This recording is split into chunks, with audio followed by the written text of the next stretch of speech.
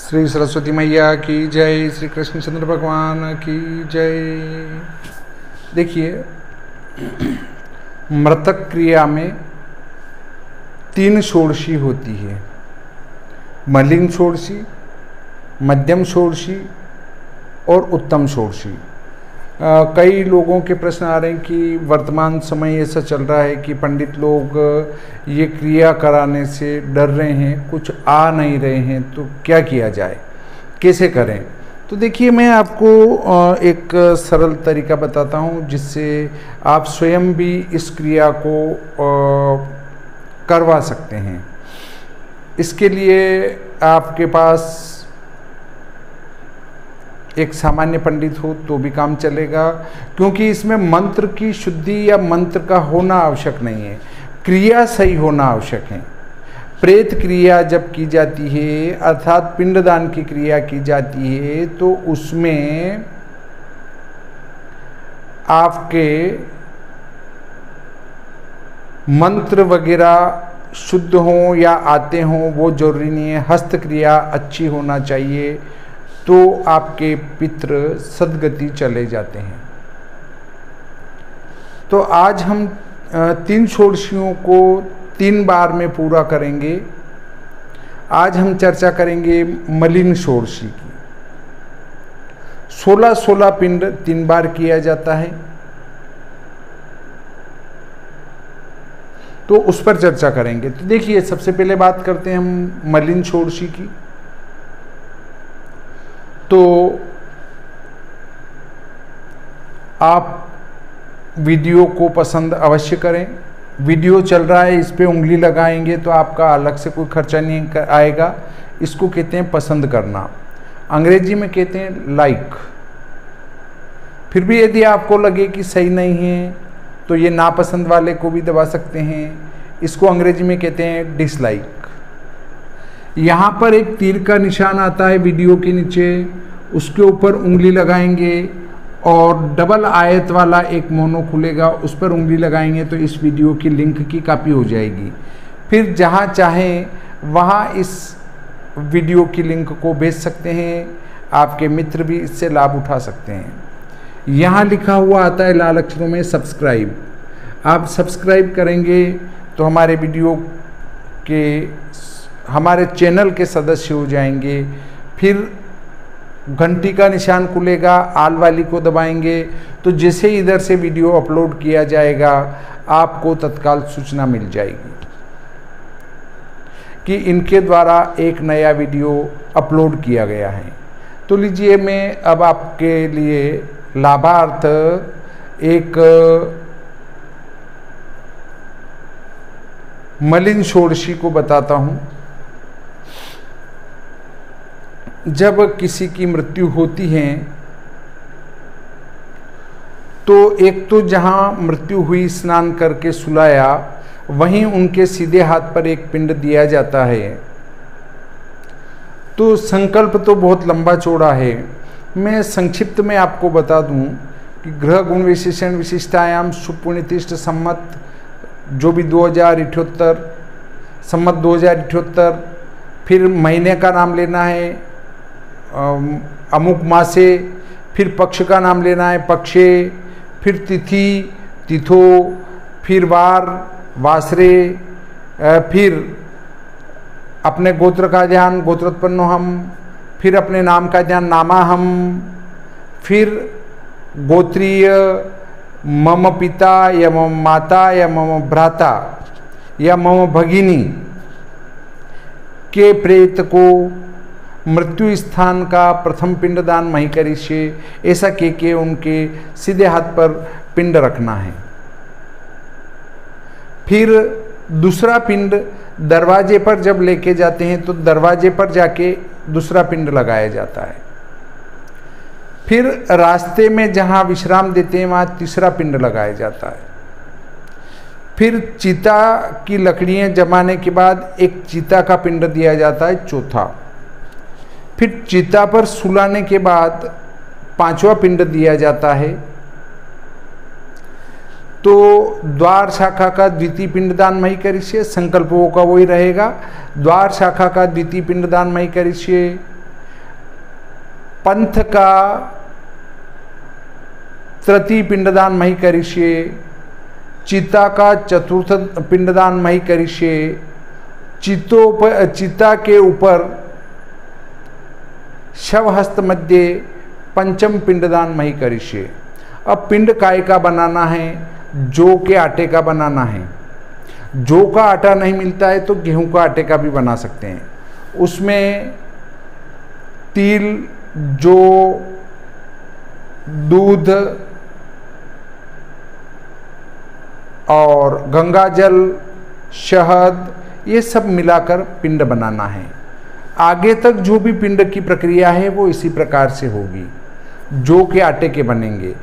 परंतु मध्यम षोडशी और उत्तम षोडशी में हम चावल बनाकर उसके पिंड बनाते हैं। यहाँ 10वें दिन तक ये ही पिंड बनेंगे, कोई दिक्कत नहीं है। 5 पिंड तो ये हो जाते हैं।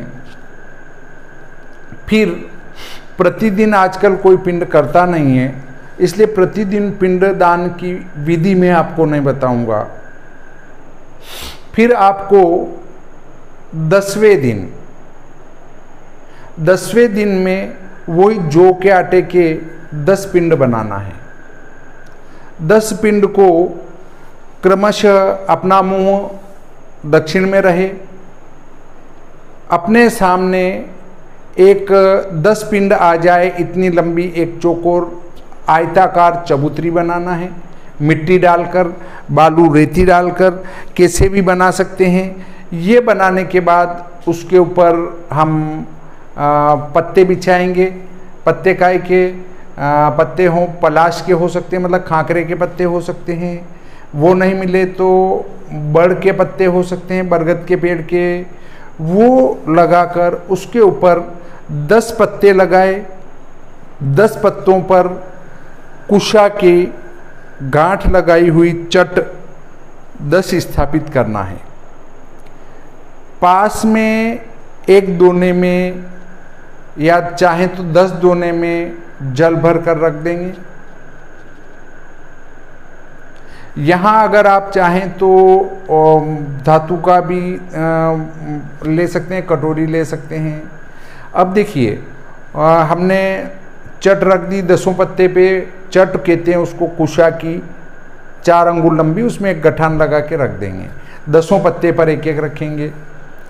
फिर वहाँ पर हम हमारे जो मृत्यु हुई है उनका ध्यान करेंगे। संकल्प भी करेंगे कि मृत्यु स्थान अमुक की मृत्यु के लिए ग्रह गुणिशेषण विशिष्टायाम सुपुण्यतिष्ठ संवत 2078 मासे पक्षे, मतलब महीने का नाम पक्ष का नाम, तिथि का नाम तिथो, वार का नाम वासरे, गोत्र का ध्यान गोत्रोत्पन्नोहम, नाम का ध्यान नामाहम। फिर गोत्रीय जिस गोत्र के हैं, अपनी गोत्र के माता पिता या जो भी हैं, गोत्रीय जो अपना रिश्ता है के निमित्त सकल अंग निर्माणार्थ, सारे अंगों के निर्माण के लिए 10 पिंडदान मही करिष्ये, 10 पिंडदान करेंगे। फिर देखिए,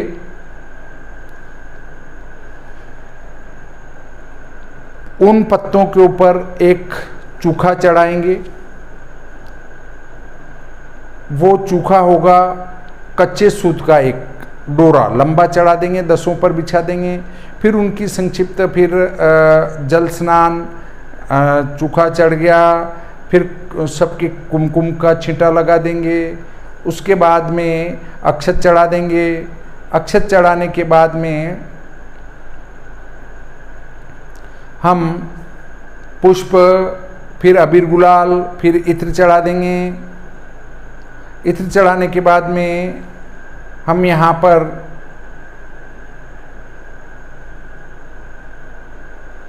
दीपक का ध्यान करेंगे, धूप का ध्यान करेंगे। फिर नैवेद्य लगा देंगे। नैवेद्य में मिश्री का भी लगा सकते हैं, या चावल पकाए हों तो चावल का लगा सकते हैं। कुछ मीठा लाए हैं तो मिठाई का नैवेद्य लगा देंगे।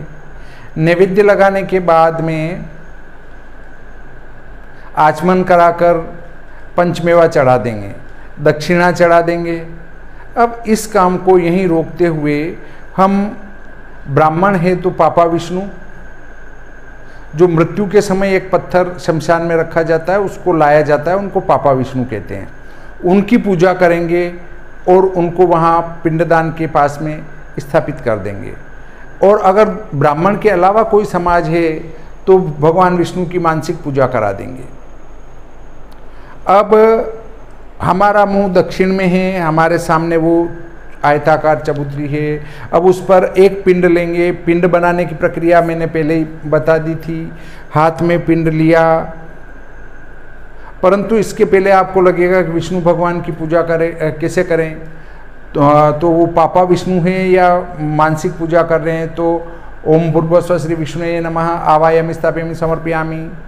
फिर उनको जल स्नान करा देंगे, पापा विष्णु है तो उनको या मानसिक स्नान करा देंगे, या एक किसी स्थान पर भगवान विष्णु को मानकर वहाँ पे पूजा कर देंगे उनकी। और शुद्ध जल स्नान के बाद एक लच्छा चढ़ा देंगे, लच्छे के बाद कुमकुम की टिक्की कर देंगे, अक्षत चढ़ा देंगे, अक्षत के बाद फूल चढ़ा देंगे, अबीर गुलाल चढ़ा देंगे, इत्र चढ़ा देंगे। इत्र चढ़ाने के बाद में फिर अपन नैवेद्य चढ़ा देंगे, आचमन करा देंगे 3 बार, और पंचमेवा चढ़ा देंगे, दक्षिणा चढ़ा देंगे। चाहे ये चबूतरी बनाई हमने और उन पर चूखा चढ़ा के जो वो पत्तों पर पूजा करी है उसके पहले पापा विष्णु का पूजन कर दें तो और बढ़िया रहेगा, या विष्णु भगवान का मानसिक पूजन कर दें वो बढ़िया रहेगा। फिर वो पूजा होने के बाद पिंड जो हमने बनाया है जिसके अंदर तिल, जो कच्चा दूध है, गंगा जल है और घी है, शहद है, ये सब मिले हुए हैं, और उनसे जो पिंड बना हुआ है, पिंड कटाफटा ना हो, आड़ा तिरछा ना हो, बहुत ज़्यादा बड़ा नहीं हो और बहुत ज़्यादा छोटा नहीं हो, एक नींबू के आकार का हो, बड़े नींबू के आकार का, बड़े नींबू के आकार का हो और बिल्कुल मुलायम हो। अब उल्टे हाथ की तरफ जो पत्ता रखा है, मतलब हमारे सामने ये क्रम से पत्ते रखें, तो इस तरफ से उल्टे हाथ की तरफ से एक एक पत्ते पर पिंड देते हुए चलेंगे। तो पहला पिंड हाथ में लिया और वही संकल्प बोला कि प्रथम पिंडदान मही करिष्ये, ठीक है। वो प्रथम पिंडदान शिर निर्माणार्थ प्रथम पिंडदान मही करिष्ये, मुखमंडल निर्माणार्थ द्वितीय पिंडदान मही करिष्ये, भुजा और अक्षस्थल वक्षस्थल निर्माणार्थ तृतीय पिंडदान मही करिष्ये, नाभि गुही क्षेत्र के निर्माणार्थ चतुर्थ पिंडदान मही करिष्ये, ऐसे पैरों के निर्माणार्थ पंचम, फिर उसके बाद नाड़ी निर्माणार्थ, ऐसे और कुछ भी नहीं आपको ध्यान नहीं आता है तो सर्व अंग निर्माणार्थ प्रथम पिंडदान, सर्व अंग निर्माणार्थ द्वितीय पिंडदान, पर ऐसे हाथ में लेना है, अंगूठे की तरफ से वो पिंड रखते जाना है, एक एक करके 10 पिंड रखना है। और एक ही बात बोल दो कि इस प्रेत के सभी अंगों के निर्माणार्थ 1 से 10 पिंडदान मही करिष्ये, 1 से 10 पिंडदान मही करिष्ये, ऐसे एक एक पिंड अंगूठे की तरफ से रखते जाएंगे। फिर देखिए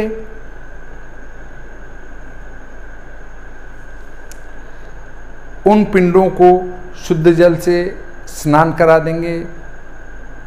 स्नान कराने के बाद में हमारे जो प्राणी हैं उनका ध्यान करेंगे कि आपके सभी अंगों के निर्माण के लिए मैं ये पिंडदान कर रहा हूँ। अब शुद्ध जल स्नान के बाद एक ऊन का चूखा चढ़ा देंगे, ऊन लाएंगे, ऊन का एक लंबा डोरा चढ़ा देंगे सभी पिंडों के ऊपर एक ही। वो चढ़ाने के बाद में सबके ऊपर इस तर्जनी उंगली से एक एक बिंदी लगा देंगे चंदन की। और जो पूजा कर रहा है, अब आप कहेंगे पूजा करने वाला क्या उसका हेमाद्रिकृत स्नान संकल्प होगा, 10 विधि स्नान होगा? यहाँ नहीं होगा। इसमें केवल उस प्राणी को स्नान करना है, यज्ञोपवीत धारण करना है। अगर पहले से है तो कोई दिक्कत नहीं है, यज्ञोपवीत बदल ले, नहीं पहनते हैं तो पहन लें। और तिलक सभी करे हुए हैं, इस विधि को बताने की ज़रूरत ही नहीं है, क्योंकि पूजा में बैठने से पहले हमें तिलक करने ही होते हैं। और यहाँ जो तिलक करेंगे हम अपने वो गोपी चंदन का करेंगे। ये तिलक किया हुआ व्यक्ति जो पूजा कर रहा है वो पिंड हो गए, पिंड रख दिए। पिंड रखने के बाद जो है हम उनके कुमकुम चढ़ा दिया, चंदन की टिक्की लगा दी, इस उंगली से तर्जनी अंगूठे के पास वाली से सभी की बिंदी लगाने के बाद में फिर अक्षत चढ़ा देंगे। अक्षत यहाँ पर जो के भी चलेंगे। अक्षत चढ़ाने के बाद में पुष्प चढ़ा देंगे सब पर, फिर अबीर गुलाल चढ़ा देंगे। अबीर गुलाल के बाद इत्र चढ़ा देंगे, और इत्र चढ़ाने के बाद में हम अगरबत्ती के धूप का ध्यान करेंगे और दीपक का ध्यान करेंगे, दीपम दर्शयामी। फिर यहाँ पर नैवेद्य लगा देंगे जो हम मिठाई वगैरह लाए हैं वो। इसके बाद में आचमन करा देंगे। आचमन के बाद में फिर हम पंचमेवा चढ़ाएंगे। पंचमेवा चढ़ाने के बाद में हमें इन पिंडों के ऊपर चढ़ाना है वो एक तो हल्दी चढ़ाना है चमड़े के निर्माण के लिए, और रक्त के लिए मंजिट चढ़ाना है, हड्डी के लिए आल चढ़ाना है, नासा जाल वगैरह ये छिद्रों के लिए खस चढ़ाना है, और षट चक्र पूरक के लिए कमल गट्टा चढ़ाना है, और वीर्य पूरक के लिए आंवला चढ़ाना है, और दांतों के लिए जो है शतावरी चढ़ाना है, और दंत काष्ठ वो मुख शुद्धि के लिए चढ़ाना है, और भृंगराज जो है वो पितृप्रिय जल भृंगराज पितरों के लिए प्रिय हैं भृंगराज, इसलिए वो चढ़ाना है। ये चढ़ाने के बाद में हम एक पिंड पर एक अंजलि छोड़ना है। प्रथम पिंडोपरि एक अंजलि दान मही करिष्ये, द्वितीय पिंडोपरि द्वि अंजलि दान मही करिष्ये, तीसरे पे 3, चौथे पे 4, पांचवें पे 5, ऐसे 10वें पे 10 अंजलि जल की लगाना है। फिर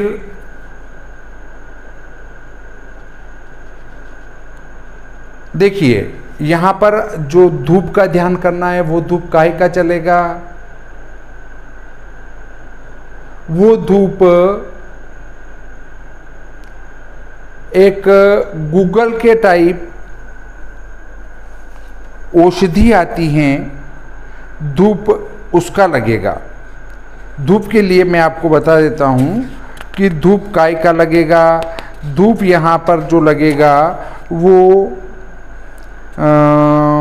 राल का धूप लगेगा। कंडा जलाना है, कंडा जला के उसके ऊपर थोड़ी थोड़ी राल रखते जाना है, जब तक हमारा कर्म चलेगा वहाँ तक वो राल का धूप चलता रहेगा। राल गूगल टाइप आती है और राल का धूप व्यवस्थित रूप से चलता रहना चाहिए। धूप का ध्यान करेंगे तो वो अगरबत्ती की जगह हम राल के धूप का ध्यान करेंगे। अब फिर अंत में उनके ऊपर अंजलि देने के बाद में मलिन श्राद्धा अंतर्गत 10 पिंड श्राद्ध परिपूर्णतास्तु बोलना है, और फिर बोलना है और उनके ऊपर ऐसे छाया करना है, पिंडों के ऊपर बोलना है ओम भद्रम करने भी शुनयाम भद्रा भद्रम पक्षे वीर यजत्रा स्थिरंगे स्तुष्टुवा गुम सनु भीर वशे मही देव हितम यदायु। इस मंत्र को बोलकर आप उसके ऊपर छाया कर देंगे, और कुछ भी मंत्र नहीं आता है, जरूरी नहीं है, छाया कर दो। छाया करने के बाद में उनको एक सभी को हिला दो। हिलाने के बाद में जिधर से हमने पिंड रखना चालू किया था उधर से एक पिंड को उठाएंगे, सूंघेंगे। सूंघने के बाद वो जो जल जिस थाली में भरा है उस थाली में रख देंगे। फिर दूसरे पिंड को, तीसरे पिंड को ऐसे एक एक को सूंघते हुए उठाकर रख देंगे। अब जो हम आप कहेंगे कि वो अंजलि जो जल की दी है वो अंजलि कैसी हो, अर्थात उसमें क्या मिलाएं? तो उसमें आपको जिस जल से अंजलि देंगे उसमें कच्चा दूध मिलाना है, थोड़े से तिल जौ मिलाना है और कुशा से उसको हिला देना है। और ये जो पूजन करेंगे पितृदेवता की होने के कारण से हमारी यज्ञोपवीत ऐसे है, बाएं कंधे के ऊपर है, उस यज्ञोपवीत को दाहिने कंधे के ऊपर लेकर बाएं हाथ के नीचे लेंगे। फिर यज्ञोपवीत यहाँ लेंगे दोनों अंगूठों के अंदर। मैं आपको लेने का तरीका बता देता हूँ। ये जैसे ये यज्ञोपवीत को ऐसे लेंगे और कुशा भी ऐसे ही पकड़ लेंगे। कुशा पकड़ के एक अंजलि देना है तो इस अंगूठे की तरफ से एक देंगे, जिस पर 2 देना है तो एक बार दी, फिर दूसरी बार भर के दूसरी बार दी। ऐसे अंजलि एक पर एक, 2 पे 2 दे देने के बाद में फिर हम जो पिंड उठा के सूंघ के हमने उसी थाली में जो पानी बचा है उसमें रख लेंगे। रख लेने के बाद में उस थाली को पूरी को उठाएंगे, हृदय से लगाएंगे, बाएं कंधे से, दाहिने कंधे से सिर के लगाएंगे और बाएं कंधे पर रखकर या तो उनको कुएं में प्रवाहित कर देंगे या एक गड्ढा खोदेंगे, गड्ढा खोद के उसमें अंदर रख देंगे। ये आपके मृत्यु दिन के 5 पिंड और 10 पिंड 15 पिंड हो गए। अब आप घर से जो उड़द के आटा पिसा कर लाए हैं, उड़द का आटा, उस पूरे उड़द के आटे का एक पिंड बनाना है। इसको मांस पिंड कहते हैं। देखिए गरुड़ पुराण में भी लिखा है कि मांस पिंड दिया जाता है, परंतु कलयुग में मांस का पिंड न देकर मांस संज्ञक वस्तुओं का पिंड दिया जाता है। यहाँ एक बड़ी बात आती है कि गरुड़ पुराण भी पहले सारी पुराणे मौखिक चलती थी, एक दूसरे का ज्ञान एक दूसरे के पास आता था, तो वो अर्थ का अनर्थ होने से मांस पिंड हो गया। बाकी किसी प्राणी को मारकर पिंडदान देने का विधान नहीं है। वेदों में लगभग 10-15 प्रकार की जो खाद्य सामग्री है उनको मांस संज्ञक माना गया है। उड़द भी मांस संज्ञक हैं, इसलिए वहां पहले पुराण में पुराण लिखने वाले ने लिखा होगा कि मांस पिंड दिया जाए। तो मांस पिंड किसका? जो मांस संज्ञक वस्तुएं हैं, जैसे उड़द है तो उड़द का पिंड दिया जावे, न कि किसी प्राणी को मारकर पिंड दिया जावे। इसलिए इसको मांस का पिंड कहते हैं, क्योंकि ये मांस संज्ञक वस्तुएं हैं। मेरे अन्य वीडियो में मैंने पहले मांस संज्ञक वस्तुएं बताई है, तो यहाँ पर चूंकि उड़द मांस संज्ञक हैं इसलिए उड़द का पिंड दिया जाता है। तो जितना भी आटा लाए हैं उसको बचाना नहीं है, उसका एक ही पिंड बनाकर, और ज़्यादा पिसवाना नहीं है, इतना सा पिसवाना है ताकि एक पिंड बन जाए। क्योंकि 15 पिंड हो चुके, अब ये 16वां पिंड है। इसका पिंड बनाने के बाद में हाथ में जो क्रिया विधि वैसी है, एक पत्ता लगाना है, पत्ता हमारा मुंह दक्षिण में रहेगा, पत्ते के ऊपर एक चूखा चढ़ाएंगे सूत का, उसकी पूजा कर देंगे। पूजा करने के बाद हमारे पितरों का ध्यान करेंगे कि आप पधारें, और पधारने के बाद में वही पिंड हाथ में लेकर बोलेंगे कि ये मांस पिंड मैं आपको समर्पित करता हूँ। मांस पिंड मया दीयते तवोपतिष्ठताम बोलकर वो अंगूठे की उल्टी तरफ से ऐसे उतार देंगे। संकल्प वही बोलना है और फिर इसकी भी पूजा करना है। फिर यहाँ पर हमें अंजलि देना है जल की। जलांजलि मया दीयते तवोपतिष्ठताम, जल की अंजलि दे देंगे। वो पूजा विधि वो की वही वैसा करके और जलांजलि दे देंगे। आप यहाँ चाहें तो 11 अंजलि जल की दे देंगे। अब देखिए वो जो पिंड 5 पिंड मृत्यु दिन के और 10 पिंड वो दिए, उससे उस प्राणी का जो शरीर है वो हाथ भर का हो जाता है। मृत्यु होते ही अंगुष्ठ मात्र जो है वो प्राणी अपना शरीर धारण करता है, परंतु ये 10 पिंडदान करने से उसका शरीर जो है पूरा हाथ भर का हो जाता है। हाथ भर का होने के बाद फिर उसको भूख लगती है तो वो मांस पिंड देने से उसका भक्षण करता है, और एकादश दिन 11वें दिन के पिंड और मध्यम षोडशी और उत्तम षोडशी के पिंडों का वो भक्षण करता है प्राणी। तो इस प्रकार से जो है आपने वो पिंड दिया और उसके बाद जलांजलि दी। जलांजलि के बाद उस पर छाया करेंगे। छाया करने के बाद में उसको उठा कर हिलाना, हिला के बाद उठाकर सूंघना, सूंघने के बाद उस पानी में रख देना। रखने के बाद में हृदय के लगाएंगे, उल्टे कंधे पर, सीधे कंधे पर, सिर के लगा के उसको भी पानी में या गड्ढे में पधरा देंगे। इस प्रकार से ये मलिन षोडशी कर्म पूरा हो जाता है। देखिए मलिन षोडशी में क्या क्या लगेगा वो मैंने बता दिया, और अब एक बात और बता देता हूँ कि मलिन षोडशी पर जाने से पहले ब्राह्मणों में शमशान से वो पापा विष्णु को लाया जाता है, और दूसरों में पापा विष्णु नहीं है तो एक स्थान पर ध्यान करके उनका पूजन किया जाता है। ठीक है, तो उससे पहले सबसे पहले कुएं पर जाकर स्नान करना। स्नान कर शुद्ध होने के बाद में हम खुद के तिलक लगाना, भुजा वगैरह के सब 12 तिलक लगाने के बाद पूजा में बैठा जाता है। पूजा में बैठने के बाद में यहाँ पर आचमन नहीं लिया जाता है, यहाँ पर नेत्रों को लगाया जाता है जल। ओम माधवाय नमः, ओम केशवाय नमः, ओम नारायणाय नमः, और हाथ को शुद्ध कर लिया जाता है। उसके बाद पूजा प्रारंभ की जाती है। पूजा प्रारंभ करने में पहले पापा विष्णु की पूजा या भगवान विष्णु का मानसिक पूजा करने के बाद में वो 10 पिंडों की पूजा, 10 पिंडों की पूजा पर जलांजलि दे देंगे।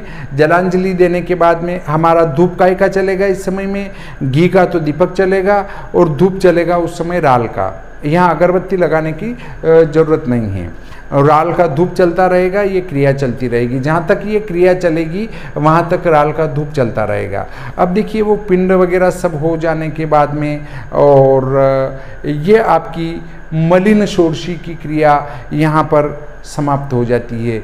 मैंने संक्षिप्त रूप से जो है आपको मलिन षोडशी की प्रक्रिया बताई। यदि आपको पंडित नहीं मिले या कम जानकार मिले तो वो भी इस वीडियो को देखकर ये मलिन षोडशी क्रिया करवा सकते हैं।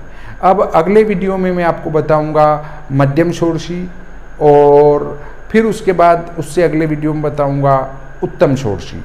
तो इस प्रकार से क्रिया कराना बहुत ही साधारण और सिंपल होता है, तो आप भी इसको करा सकते हैं। अगर कोई पंडित ना मिले तो क्रिया अपन स्वयं करा सकते हैं, या कोई एक ब्राह्मण के बालक को भी पर बुला के बिठा लें और उनकी साक्षी में क्रिया कराएंगे तो उसका फल ज़्यादा अधिक अच्छा मिलेगा। क्योंकि मैं ये क्रिया नहीं करवाता हूँ, हमारे समाज में हम ये किसी के यहाँ करवाने नहीं जाते हैं, सिर्फ समाज में ही काम पड़ता है तो वहाँ चले जाते हैं। पर वैसे भी मैं स्कूल में पढ़ाने में और पंचांग निर्माण में ज़्यादा व्यस्त रहता हूँ, तो मैं ये क्रिया कहीं भी नहीं करवाता हूँ। सिर्फ उत्तराखंड जाता हूँ यात्रा, तब किसी के अधोगति में मरे हुए हैं या किसी की पिंडदान आदि क्रिया नहीं हुई हैं, तो जिनकी पिंडदान आदि क्रिया नहीं हुई हैं, मृत्यु समय की क्रिया व्यवस्थित नहीं हुई है, वो प्रेत बनेंगे ही बनेंगे। तो उनके लिए, या कोई घटना से मरे हुए हैं तो उनकी नारायण बलि विधान में अवश्य हरिद्वार में जाके कराता हूँ, पर जो मेरे साथ चलते हैं उनके लिए। और फिर कोई कह दे तो कि साहब मेरी तरफ से कोई पंडित ले जाना आप, तो उनकी तरफ से पंडित साथ ले जाके भी मैं स्वयं खुद अपने हाथों से पूरी क्रिया नारायण बलि विधान की करवाता हूँ।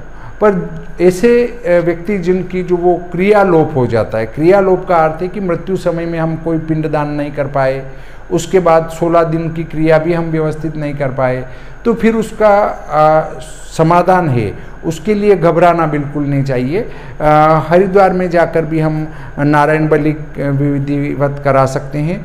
तो भी हमारे मोक्ष हो सकता है। वैसे नारायण बलि तो हम अपने किसी कुएं पे भी करा सकते हैं, या फिर उसके बाद किसी तालाब पर करा सकते हैं, नदी पर करा सकते हैं, कहीं भी करा सकते हैं, परंतु अधिक फल की प्राप्ति के लिए, कि हमें अच्छा से अच्छा फल प्राप्त हो, तो उसके लिए हरिद्वार में नारायण बलि करवाएं तो वो बहुत अच्छा रहता है। उसके बाद ब्रह्म कपाल पर पिंडदान करा दें बद्री विशाल। देखिए सबसे जो बड़ा स्थान है हमारा पृथ्वी पर वो बद्री विशाल है, वहाँ ब्रह्म कपाल है, ब्रह्मा जी का 5वां सिर गिरा हुआ है, तो वहाँ पिंडदान कराना पितरों की मुक्तिदायक है। जीवन में एक बार सब काम छोड़कर बद्री विशाल अवश्य जाना चाहिए और वहाँ ब्रह्म कपाल की पिंड अवश्य करना चाहिए, परंतु उसके पहले हरिद्वार में नारायण बलि विधान व्यवस्थित हो जाए तो पितृ अवश्य सद्गति चले जाते हैं। वैसे ब्रह्म कपाल पर नारायण बलि करवा दें तो वो तो बहुत ही अति श्रेष्ठ हैं, परंतु वहाँ पर ये संभव नहीं है, क्योंकि 2 बजे तो वहाँ पानी आ जाता है। पर हमारे एक यजमान ऐसे भी थे शामगढ़ के पास, हनुमंतिया के सरपंच साहब हैं, पाटीदार समाज के भूतपूर्व सरपंच साहब हैं, उनने हरिद्वार में भी नारायण बलि विधान करवाया और फिर ब्रह्म कपाल पर भी नारायण बलि विधान करवाया विधिवत।